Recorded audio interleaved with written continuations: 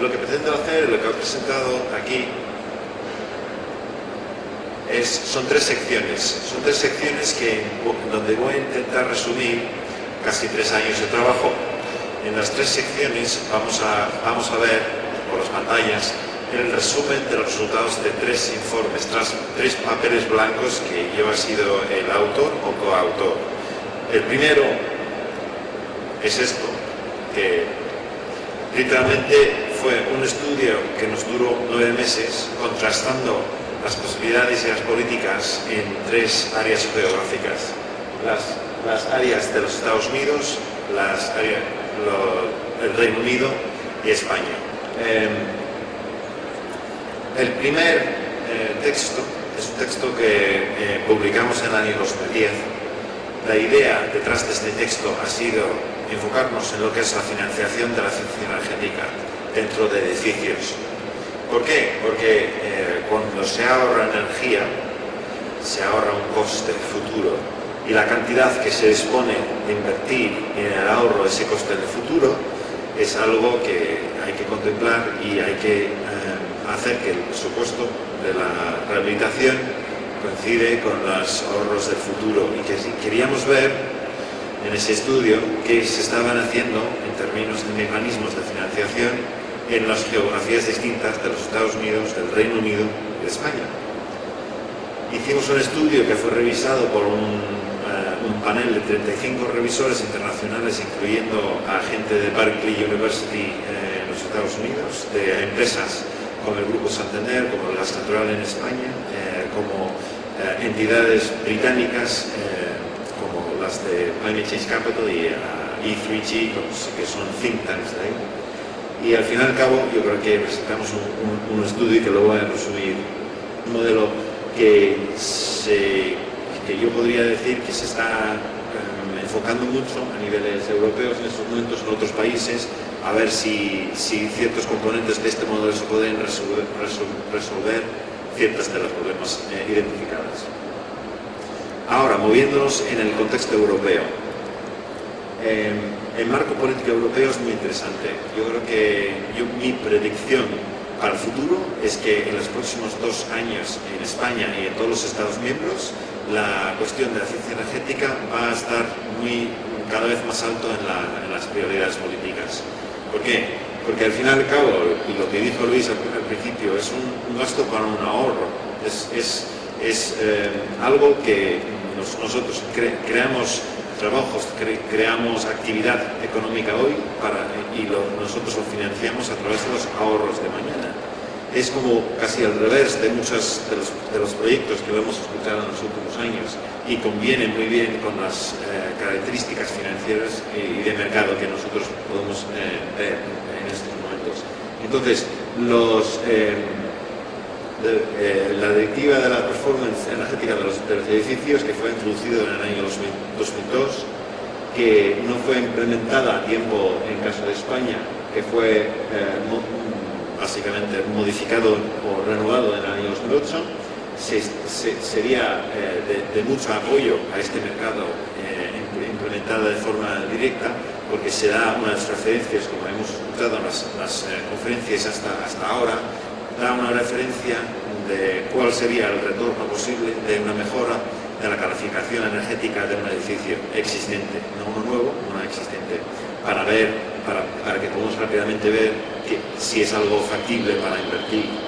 Luego, en el año 2011, la Comisión Europea se dio cuenta de que no estaban llegando con la trayectoria necesaria para llegar a su objetivo de la eficiencia energética, que es ahorrar un 20% de la energía que nosotros consumimos como un bloque de países europeos antes de 2020. Entonces, al darse cuenta de que no iban a llegar a esos objetivos, se inició un proceso que tengo que decir que hace 2 días, antes ayer, votaron en la comité del ITRE, que es la parte de representación del Parlamento Europeo, un paso positivo dando un mandato al rapporteur Claude Turmes para ir a negociar de forma fast track con el Council una nueva directiva sobre la eficiencia energética, cosa que yo creo que es súper positiva, cosa que lo va a dar un empuje importante a todos los Estados miembros para este ámbito y cosa que hay que apoyar y ver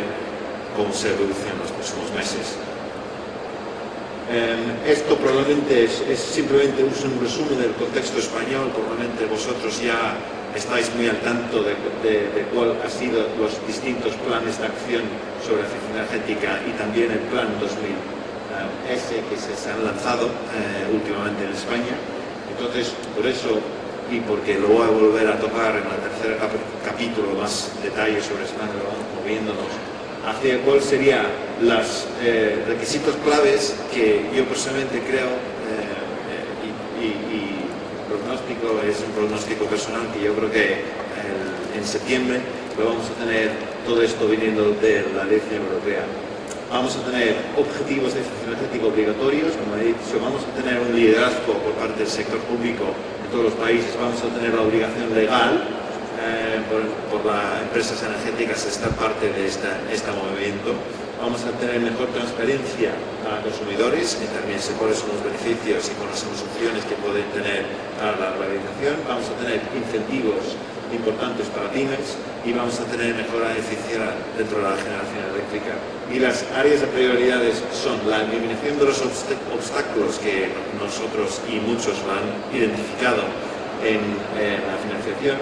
Luego la mejora de la economía de renovación, etcétera, con los distintos actores de financiación privadas, no gubernamentales, y la inclusión adecuada de la captación de financiación que ofrecen préstamos a bajo coste y a largo plazo. Pues para terminar, y en resumen del estudio de la GTR, lo que quería hacer es decir cómo podemos poner realmente en práctica toda esa metodología que he acabado de destacar en España. Lo lanzamos el estudio en el mes de noviembre con la local y básicamente, de resumen, lo que pretendemos buscar es la creación de un nuevo sector de la edificación en España.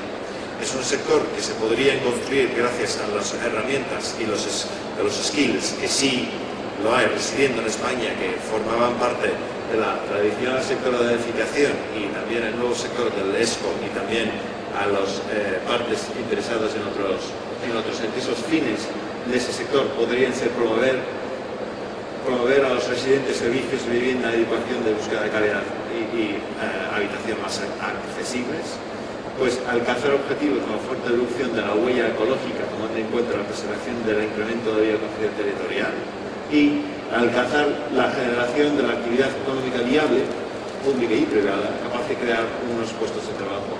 En precisión, el estudio cree que podemos generar 150.000 puestos de trabajo siguiendo el estudio que, como dije, en el caso de alemán y creo que en el caso español sería pagados por la atracción fiscal que esa actividad generaría y la no necesidad para la seguridad social a esa gente ya trabajando. Pues estos son los 4 building blocks que nos dejan crear unos hotspots siendo la acrónimo inglesa para decir dónde empezamos primero, y nosotros hemos podido identificar 15 millones de viviendas que caen dentro, que representan el 74% de las 20 millones de viviendas construidas antes del año 2001, porque el censo de 2001 es el sitio más detallado de datos que hemos podido encontrar. Desde estas 15 millones identificamos a 10 que son viviendas principales. Claramente no se pueden actuar en casas que no son utilizadas el 100% del tiempo porque no se pueden captar todos los beneficios energéticos, y de estos identificamos a hotspots que nosotros podemos decir que son las franjas que se están representados en este gráfico. La franja 1 son las casas dentro de los hotspots que representen más del 50% del gasto energético. Es decir, es muy claro que cuando entres muy al detalle hay casas que se utilizan mucho más energías o son mucho más despilfarros energéticamente hablando que otros. Entonces lo hacemos estos primero. Luego la franja 2 son los que quedan detrás de la proporción, más o menos un 20% de los edificios que son más energéticamente intensivos. Luego por encima hay vivienda de protección oficial que tienen sus propias necesidades de financiación, además de los otros programas. Esto es el mismo gráfico analizado, y lo que quería decir es que más o menos cuando haces una línea plana estamos contemplando una renovación de unos 400.000 viviendas al año. Para que tienes una idea, eso es 1,6% de la total, es decir, es ligeramente por debajo de los objetivos de Alemania y del Reino Unido. Y es continuo, es decir, que esta línea es continua hasta 2040. De financiación, la parte gris de financiación es financiación que viene de fuentes gubernamentales, componiéndose de subvenciones directas, subvenciones indirectas a través de líneas ICO, por ejemplo. Luego el valor del CO2, que es la gris más ligera aquí, el valor del CO2 solo representa unos 7-8% del total, pero es algo es algo. Y luego la parte verde son las partes que se ponen a través de los que pueden percibir los ahorros energéticos. Es decir, el capital tiene que provenir desde el inquilino o el que reside en la casa, pero no es que lo tiene que tener dentro de sus propios ahorros. Es decir, que el programa de financiación que nosotros pretendemos que podría existir distribuido a través de los bancos españoles, se podrían ofrecer esa cantidad de dinero. Y esto por encima es la inversión complementaria que no se ha dirigido a la eficiencia energética. Entonces, eso es la mitad de lo que hemos visto en la actualidad en Alemania, pensando que a lo mejor en España tenemos más construcción nuevas y menos apetito para esto en estos momentos. Luego, estas son las cifras. Nuestros modelos dicen que en el año 2020 podemos haber rehabilitadas 2,6 millones de casas en España, 6 millones antes del 2030, 10 millones antes del año 2050, en proporción. Eso requerirá estas cifras de inversión total, y que querrá también esos ahorros energéticos, esos ahorros del CO2, las proporciones de rehabilitaciones caen perfectamente con los esquemas que se está contemplando a nivel europeo, y también los ahorros del CO2 y sus valores, y que podríamos ver que si se extiende ese plan hasta 2050, se podrían recapturar todos los recursos invertidos en términos de ahorros, tanto de energía como de CO2. Entonces, a lo muy largo plazo se podrían repagar todas las inversiones hechas. Pues esto es la roll-up phase, es decir, que nosotros pensamos que tenemos 2 años de adoptar un plan similar a este plan. Luego el plan va mejorándose de forma de las prácticas que podemos ver entre el 2014 y 2020, luego en las 3 otras fases. Eso es todo, y lo siento, Luis, que he extendido un poquito. Muchas gracias, Peter, muy interesante.